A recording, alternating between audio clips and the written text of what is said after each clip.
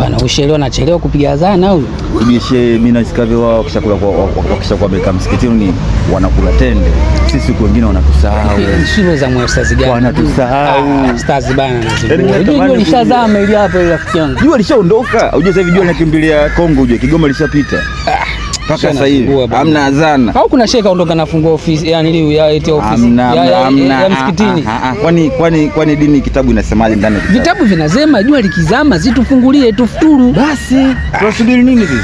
Sisi tunasubiri nini mpaka sasa jua liko wapi? Jua liko wapi? Jua liko wapi? Hapa kinachofuata sasa hivi shehe wangu si tufuturu bwana. Si bwana Mungu kama anavyosema tufuate maandiko. Si tufuturu. Shehe anasema tufuateni maandiko. Maandiko yanasemaje? Maandiko yanasema jua likizama si tufuturu. Basi si tuendelee kufuturu. Si tuendelee. Halo kiongozi. Nakuja niko njiani hapo na hisi mpaka saa 10 hapo nishafika hapo. Muda si mrefu mimi nakuja hapo. Sasa hizi saa 9 hii. Kasongo yeye.